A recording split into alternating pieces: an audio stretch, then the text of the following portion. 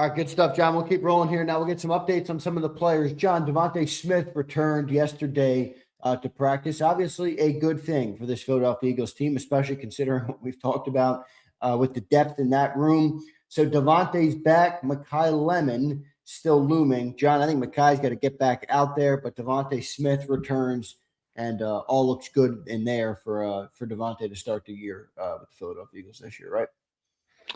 Yeah. DeVonta's fine. He'll be ready to go. Well, barring another injury, but it won't be related to this injury. He's been ready to go for a while. He's been chomping at the bit, and they're holding him back. They got bubble wrap on him too, right? Yeah. Maybe rightfully so. Yeah. Makai also, keep saying it, but until he's out there, he looks completely fine. He jumped in. They closed yesterday's practice with a catching circuit where you just rotate and catch the football basically. And he jumped in and was running, catching the football, running on a separate field. He's been on the jugs machine every day for about the past week. He looks ready to go too. I don't know why they're holding him back. Maybe he'll show up and, they did that with Cooper not way back, but a couple of years ago. They had joint practices with New England up there that year as well. And he was out the entire camp. And the first practice against New England, they rolled him out. That was his first practice. Now he was limited. He didn't take part in the team drills, but that was his first practice. They might do the same thing with Makai. Now, I wouldn't expect him to play in the game, so they're going to roll that over another week. And I don't think he's Cooper DeJean from a talent standpoint, even though he was the first-round pick and Cooper was the second. So I don't want to. Yeah, I don't want to go too far on the comparisons there, but it is getting close to where they got to get him out there pretty quickly. Although the late start to the season helps because you have some extra time.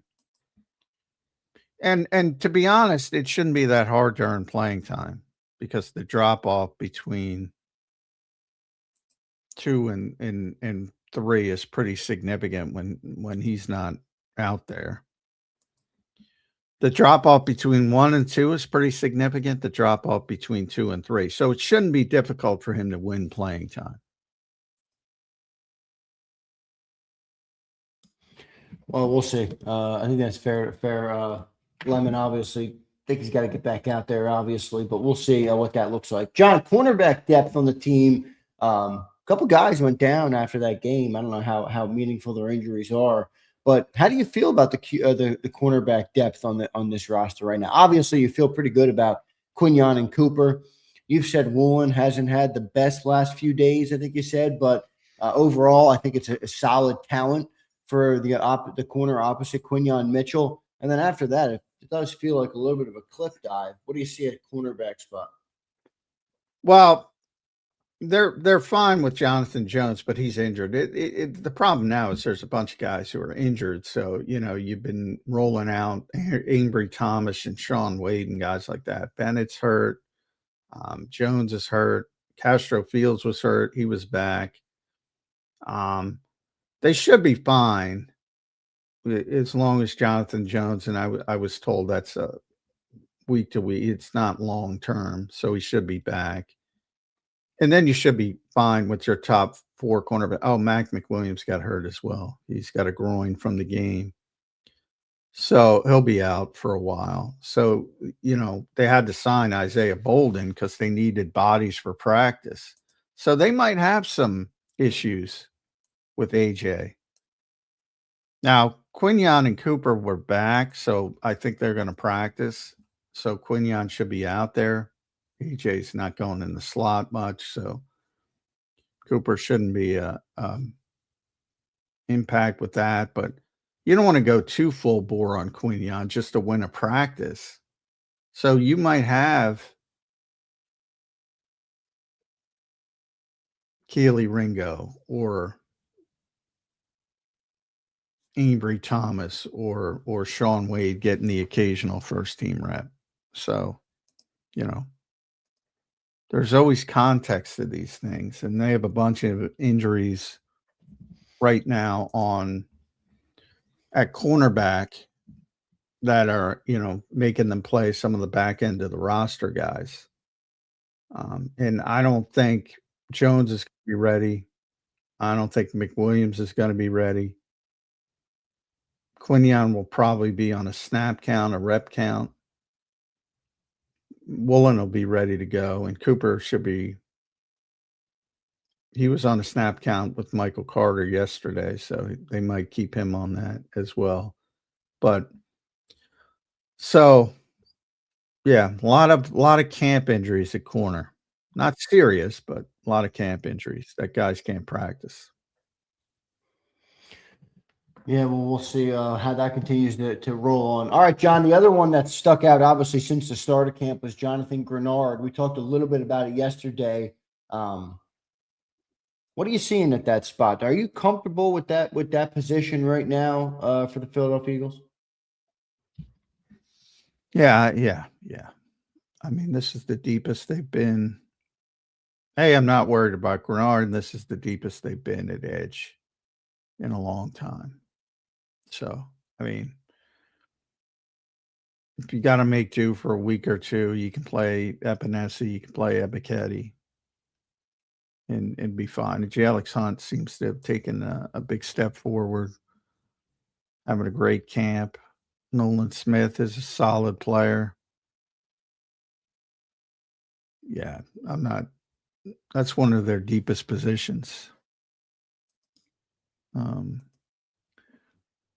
So they're much better equipped than what they would have been in previous years if they lost their top edge rusher. And Greenard will be back for week 1.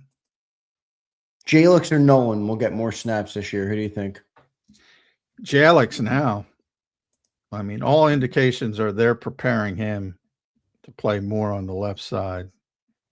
When Greenard is back, he can play more. But I mean, they flip because they want everybody to have that versatility. So they flip in general, but a couple times. Now, last week yesterday it was back short practice, but it was back to Hunt on the right side, Nolan on the left side. So, but in recent practices, it's been all Hunt on the left side. And that indicates me that they're trying to get him up to speed to play more when Greenard is back, because who's ever playing right end, and maybe not right away, because Greenard might be on a snap count when he does come back, but in the guts of the season, when he's healthy, if all things go correctly, he's going to be playing a lot of snaps. I agree with you on that. We'll see what ends up, what that looks like, John, this year. Should be interesting to see. John, what do you think about the running back spot this year obviously with Saquon? Are you expecting more reps for Tank Bigsby or not really? I know you've kind of pushed back on that narrative, but do you think just by nature he could get out there more than he was last year or no? Say that again. I missed that. What? Tank Bigsby, just your thoughts on the running back position and how much play Tank Bigsby might get this year. I know you've kind of pushed back on, running back 2 and 3 being prevalent with Saquon here. You're not seeing it again? No. I mean, he'll be, same as last year, maybe a little bit more, but not a lot. If Saquon's healthy, he's going to be out there. And Tank got a toe injury coming out of the Baltimore game, so he was not practicing yesterday. But look, man, he's a nice back, but he's not Saquon Barkley. I mean, that's crazy talk to people who think you got to make time for him. It might take care of itself if Saquon sprains his ankle. But yeah, I mean, that's crazy talk. That's like convincing yourself Dontavian Wicks can get more playing because of DeVonta Smith. It'd be the same thing. Crazy talk. Fair enough. All right, Johnny Mac, continue to rolling along here at that receiver position. After what you've seen now, where are you on the receivers? Is Makai Lemon more locked into that 3 than he was before the preseason game? Yeah. I mean, he would have to be it. You're not going to the Birds 365 desk to call it, are you? No, because I've seen nothing from him either. But Okay. I'd like to, if I saw anything, I mean, he would have to fall flat on his face. Maybe he will, because he only practiced a couple of days and he didn't show much. But I mean, if he doesn't earn playing time, it's a really bad sign because it shouldn't be difficult to earn playing time. That's how I'll frame it. But no, I can't call it because he's done nothing. But it would be a really bad sign if he can't earn playing time and beat out guys like Hollywood Brown and Darius Cooper for snap counts. Really bad sign. We'll see how good Makai Lemon looks this year. Do you think this offense accentuates his talents, John? I think got a bunch of I think the Sean McVay version of this offense would accentuate his talents. I'll answer it that way. I don't know if this version will accentuate his talents. I think that's the best way to answer it. But I don't even know what his talents are. I know what his talents people think are. I haven't seen them. Literally haven't seen them. So you read the scouting reports from SC and, inside receiver, physical, strong at the catch point. That's something that Sean McVay will take advantage of. Can't say that with this version of it. We'll see how much he gets out there. And then Wicks is locked in at 2, right? He was. I called that. He called that one. Now, hopefully, by week 8, that changes midway through the season. I doubt that. Or maybe he runs with the baton, and then it wouldn't be a bad thing. But I mean, we have a sample size in Green Bay to judge with a pretty good quarterback, pretty good staff, more advanced version of this particular offense. And he did what he did.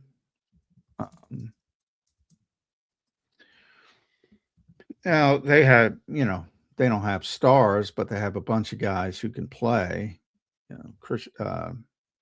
Christian Watson, Jaden Reed, Matthew Golden. And they deemed that he was the 5th receiver. I forget the 4th guy they have. But, so, maybe he's just good and they have a bunch of good receivers. Or maybe the drops start to show up and inconsistency and,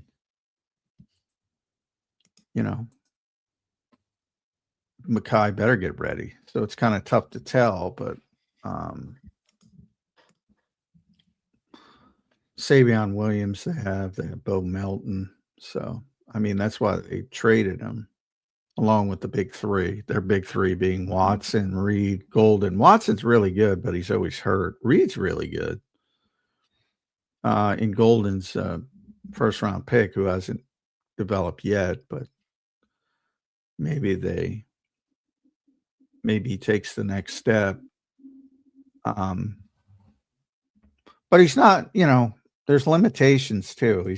He's like a 4.6 guy. He doesn't have great speed. He is a good route runner, that you can tell. So he should fit in with this offense from the perspective they never go downfield, yada, yada, yada. Right.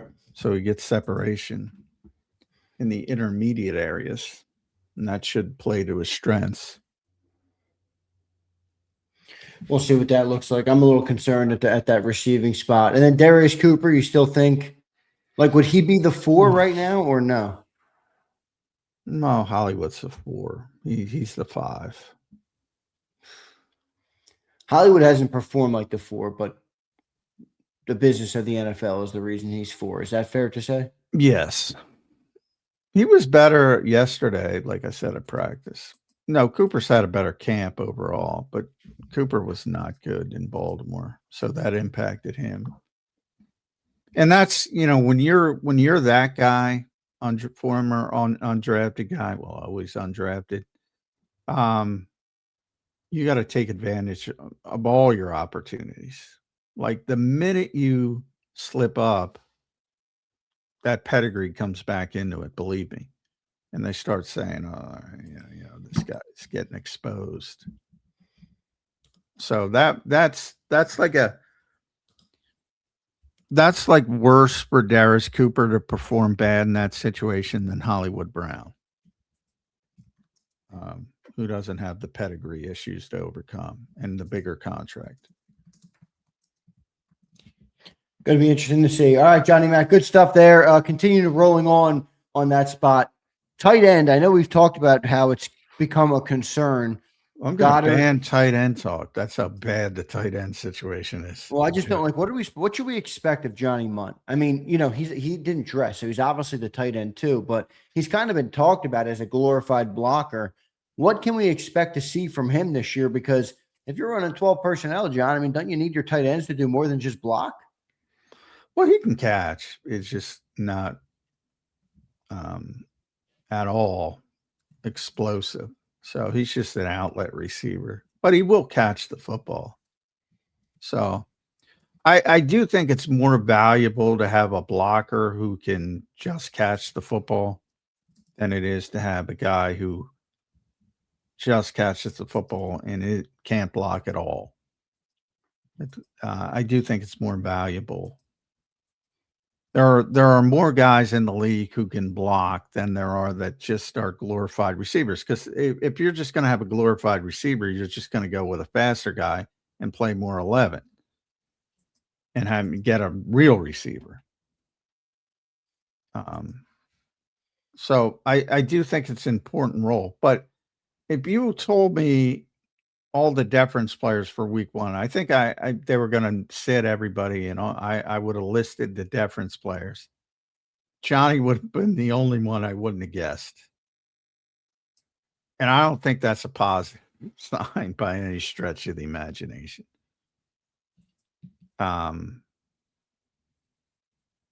they don't have anybody else to do it, so I think he's in good standing, to say the least. And he is a good blocker. I mean, there's no question about that. But because he's so limited as a receiver, his first, he's been around for a while. And his career high in snap counts is like 450. That's it. So this is not a guy you can play a ton. Yeah, right. I wonder how much of an impact he's going to have this year, if any. Well, I think he's going to have a big impact, but it's probably not going to be noticed. It's all going to be in the running game and all that kind of stuff. But as a receiver, that's what people notice. You're going to say, well, why is Johnny Mundt out there?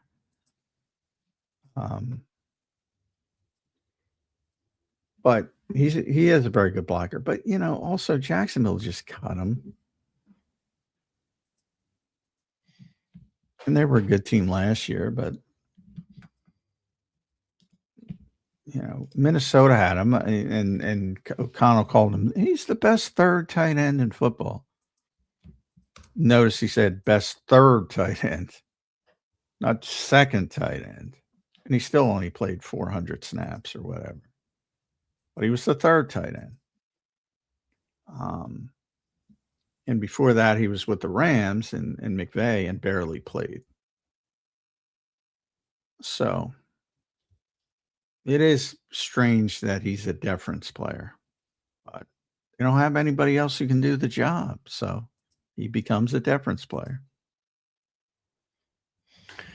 Well, we'll see what that looks like, Johnny Mac, with those guys. John, a problem on the team last year, not a problem, but the starting offensive lineman didn't play so great all the time. Injuries were there. How do you feel about the depth of the offensive line at this point, based on what you've seen so far in camp? Well, I think they have guys. I don't think they're ready to play right now, but they got guys with an upside. So depends how you want to frame it. I think Markel Bell has shown his upside. I think Willie Lampkin has a unique, interesting upside. I think Drew Kendall is going to be a good backup player. But if you had to play him early, it'd probably be a little bit of a shit show. So, like, I think if you needed somebody to play tackle right away, it's got to be Fred. If you need somebody to play guard right away, it's probably should be a Joku. In center, I think Kendall would be fine at center. I have more concerns with Kendall at guard. He's a natural center.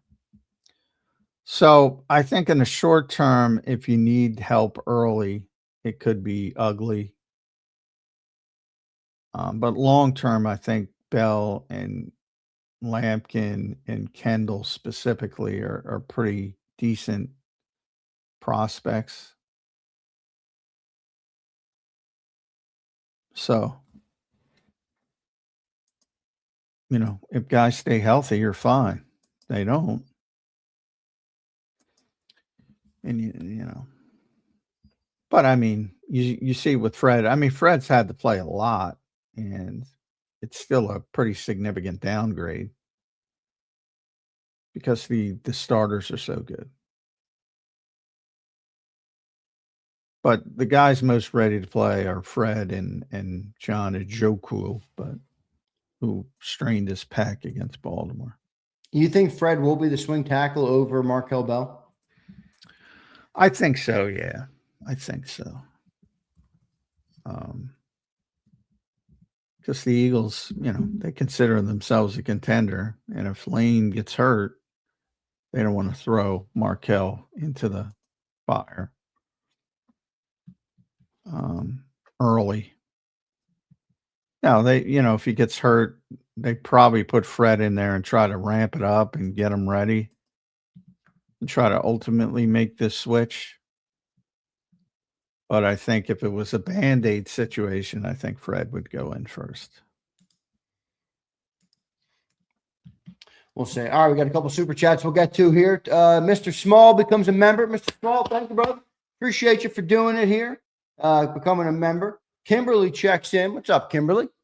Watching D-line not giving roster spot to Uar, J-Mac. She says she's not giving a roster spot to Uar. Well, I think they're gone. Yeah, I think they're gonna. They understand they made the decision. They know he's a multi-year project. They made this decision when they drafted him. So I don't think it changes by any preseason play. They know he's not ready to play. It's just part of the process. I do think where I think the nonsense is Josh Weiroo. I saw a lot of hype on him making the 53 from a bunch of people. I'm like, they're not keeping them both.